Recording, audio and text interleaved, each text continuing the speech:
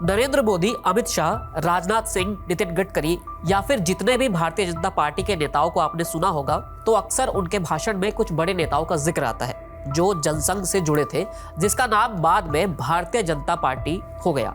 इन्हीं बड़े नेताओं में एक थे दीनदयाल उपाध्याय, जिनका नाम आपने कई बार सुना होगा। दीनदयाल उपाध्याय की गिनती जनसंघ के संस्थापकों में से होती है। उनको लेकर कई कहानियां सामने आती है, लेकिन उनके निधन से जुड़ी एक कहानी रहस्य बनी हुई है। 11 फरवरी 1968 को दीनदयाल उपाध्याय की मौत हुई थी, जो कोई साधारण मौत नहीं थी। यही वजह है कि ये अभी तक एक मिस्ट्री बनी हुई है। 11 फरवरी 1968 जनसंघ के अध्यक्ष पंडित दीनदयाल उपाध्याय लखनऊ से पटना जा रहे थे। उस सर्द सुबह 2:10 पर उनकी ट्रेन बनारस से 18 किलोमीटर दूर मुगल सराय रेलवे स्टेशन पर पहुंची। स्टॉपेज के बाद ट्रेन दोबारा चली, लेकिन दीनदयाल उपाध्याय अपनी बोगी में नहीं थे। 10 मिनट के बाद प्लेटफॉर्म से करीब 100 मीटर की दूर पटरी के किनारे एक शव मिला, जिसका टखना टूटा था, सिर पर चोट लगी थी, दाईं बांह पर खून का निशान था और मुट्ठी में 5 रुपए का नोट था। तलाशी में जेब से और 26 रुपए, एक घड़ी वहां भी मिली। ये शव किसी साधारण व्यक्ति का नहीं था, बल्कि दीनदयाल उपाध्याय का था। वो करीब 3 महीने पहले ही, यानी कि दिसंबर 1967 में जनसंघ के अध्यक्ष बने थे। सुबह होते होते पंडित दीनदयाल उपाध्याय की हत्या की खबर दिल्ली तक पहुंच गई। उस वक्त जनसंघ के सांसद अटल बिहारी वाजपेयी और बलराज मधोक ने एक संसदीय बैठक में हिस्सा ले रहे थे। दोनों तुरंत एयरफोर्स के विमान से बनारस के लिए रवाना हो गए। संघ के तमाम नेता भी मौके पर पहुंच गए थे। उस वक्त उत्तर प्रदेश सरकार के उप मुख्यमंत्री भी जनसंघ के हुआ करते थे, वे भी मौके पर पहुंचे। जांच के लिए लखनऊ से एक वरिष्ठ अफसर को भी रवाना किया गया। क्या मौके पर वहां पर वाजपेयी नहीं पहुंचे थे? ये एक सवाल वहां पर बना हुआ था। बलराज मधोक ने आरोप ये लगाया था कि वे और अटल बिहारी वाजपेयी एक साथ बनारस पहुंचे थे, लेकिन वहां पहुंचते ही वाजपेयी गायब हो गए।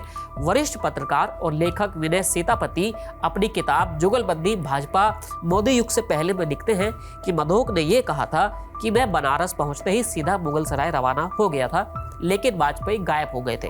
आपको बता दें कि मधोक और वाजपेयी के बीच तमाम मसलों पर पहले भी असहमति सामने आ चुकी थी। एक जो आदेश सामने आया था वो ये था कि मेरे बिना पोस्टमार्टम मत करवाना। दीनदयाल उपाध्याय की हत्या की खबर जब राष्ट्रीय स्वयंसेवक के द्वितीय सरसंघ चालक रहे माधवराव सदाशिव गोलवलकर को पहुंची, तो वो उस समय मुगल सराय से करीब 160 किलोमीटर दूर इलाहाबाद में एक शिविर का संचालन कर रहे थे।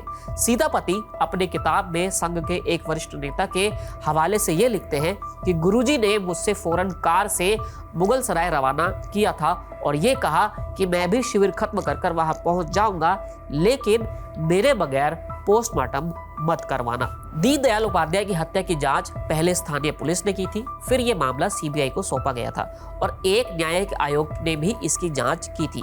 सबने यही कहा था कि उनकी हत्या मामूली चोरों ने लूटपाट के इरादे से की थी, इसमें किसी भी तरह का कोई साजिश नहीं थी। हालांकि बलराज मधोक ने इस थ्योरी को नहीं माना था। उन्होंने दावा किया था कि जब वे मुगल सराय स्टेशन पहुंचे थे तो पुलिस ने उन्हें दीनदयाल उपाध्याय की बनियान, कुर्ता और स्वेटर बाकी चीजें दिखाई थी। उस पर खून का एक भी निशान नहीं था। उसी शाम पोस्टमार्टम भी हुआ था। मधोक का दावा यह था कि उन्होंने दीनदयाल उपाध्याय की गर्दन के ठीक पीछे खून का एक धब्बा देखा था। ऐसा जहरीली सुई लगाते वक्त सुराग से हुआ होगा। बलराज मधोक के इस तर्क से अटल बिहारी वाजपेयी सहमत नहीं थे।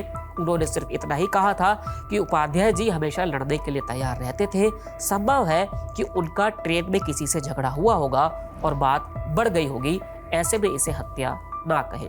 दीनदयाल उपाध्याय की मृत्यु लंबे वक्त तक एक मिस्ट्री ही रही। फिलहाल इस वीडियो में इतना ही, फिर मिलेंगे नए वीडियो के साथ। शुक्रिया।